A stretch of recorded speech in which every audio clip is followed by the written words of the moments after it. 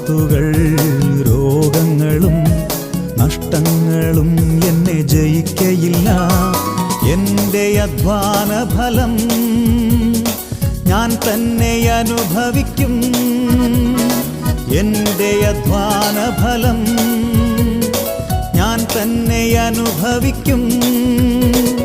ഞാനും എൻ കുടുംബവുമോ യേശുവെ ആരാധിക്കും. തൻ വചനം അനുസരിക്കും, മാതൃകയായി ജീവിക്കും.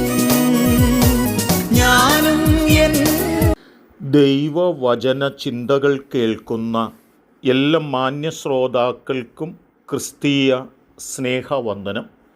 സദൃശ്യവാക്യങ്ങളുടെ പുസ്തകം 4-ാം അധ്യായം 4-ാമത് വാക്യം, അവൻ എന്നെ പഠിപ്പിച്ച് എന്നോട് പറഞ്ഞത്, എൻ്റെ വചനങ്ങളെ ഹൃദയത്തിൽ സംഗ്രഹിച്ചു കൊള്ളുക, എൻ്റെ കൽപ്പനകളെ പ്രമാണിച്ച് ജീവിക്കുക എന്ന വചനമാണ്.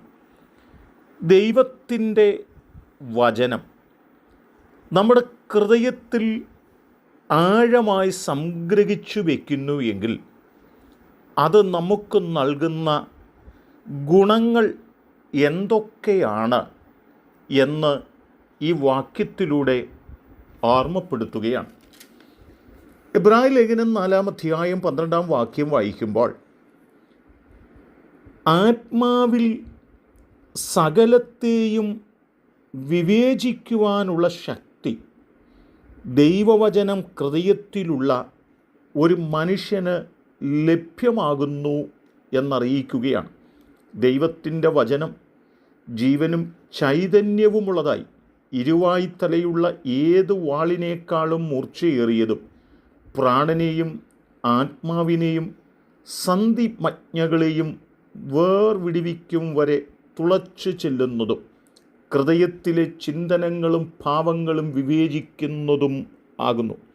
മനുഷ്യ ഹൃദയത്തിനകത്തുകൂടി കടന്നു പോകുന്ന ചിന്തകളെയും ഭാവങ്ങളെയും പോലും വിവേചിക്കുവാൻ ശക്തിയുള്ള ഒന്നാണ് ദൈവത്തിൻ്റെ വചനമെന്നും ആ ദൈവത്തിൻ്റെ വചനം നമ്മുടെ ഉള്ളിലുണ്ടെങ്കിൽ നമുക്ക് സകലത്തെയും വിവേചിപ്പാൻ കഴിയുന്ന ഒരു ദൈവസാന്നിധ്യമായി അത് മാറുവാനിടയാകുമെന്നും നമ്മെ ഓർപ്പിക്കുകയാണ്.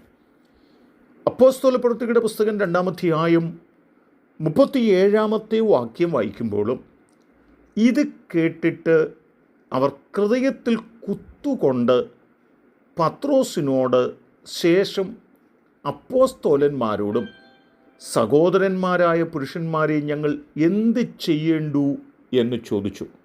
ദൈവത്തിൻ്റെ വചനം ഉള്ളിലേക്ക് കടന്നു ചെന്നപ്പോൾ ഹൃദയത്തിൽ ആഴമായി കുത്തുകൊള്ളുകയും പാപബോധമുള്ളവരായി തീരുവാനും അവർ അപ്പോസ്തോലന്മാരുടെ അരികിൽ കടന്നു വന്ന് രക്ഷ പ്രാപിപ്പാൻ എന്തു ചെയ്യണമെന്ന് ആഴമായി ചോദിപ്പാനും അത് കാരണമായി തീർന്നു എന്ന് ആ വാക്യവും നമ്മെ ആഴമായി ഓർപ്പിക്കുകയാണ്.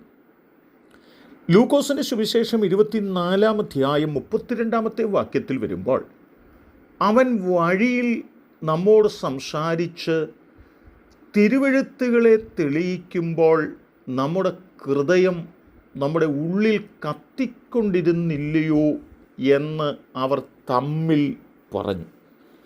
ക്രൂശീകരണ ശേഷം ശിഷ്യന്മാരിൽ ചിലർ ഭയപ്പെട്ടു പോകുമ്പോൾ അവരുടെ പിന്നാലെ നടന്നു ചെല്ലുന്ന കർത്താവ് തിരുവെഴുത്തുകളെ ആസ്പദമാക്കി അവരോട് സംസാരിക്കുമ്പോൾ അവരുടെ ഹൃദയം ആഴമായി കത്തുവാനിടയായിത്തീർന്നു എന്ന് ഓർമ്മപ്പെടുത്തുമ്പോൾ, ജീവിതത്തിൻ്റെ പ്രതികൂലത്തിൻ്റെ നടുവിൽ, പ്രതിസന്ധികളുടെ നടുവിൽ, കഷ്ടതകളുടെ നടുവിൽ, മുൻപോട്ട് നീങ്ങുവാൻ വഴികളില്ലാതെ അടയുന്ന ഘട്ടങ്ങളിൽ ദൈവത്തിൻ്റെ വചനം നമ്മുടെ ഉള്ളിലുണ്ടെങ്കിൽ അത് നമ്മെ നമ്മുടെ വേദനകൾ മറന്ന് ഉള്ളത്തെ കത്തിക്കുവാനും ആ നിലകളിൽ മുൻപോട്ട് നീങ്ങുവാനും നമ്മെ കരുത്തുള്ളവരും നമ്മെ ശക്തന്മാരുമാക്കി തീർക്കുമെന്നും നമ്മെ ഓർപ്പിക്കുകയാണ്. അങ്ങനെയാണെങ്കിൽ ദൈവത്തിൻ്റെ വചനം നമ്മുടെ ഹൃദയത്തിലുണ്ട് എങ്കിൽ നമുക്ക് സകലത്തെയും വിവേചിക്കുവാൻ കഴിയും. ചെയ്തു പോകുന്ന തെറ്റിനെക്കുറിച്ച്, പാപത്തെക്കുറിച്ച് പാപബോധമുണ്ടാകും.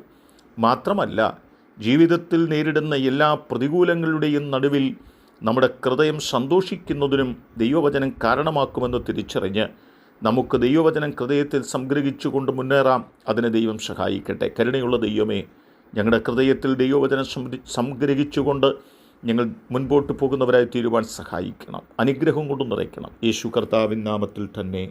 ആമേൻ.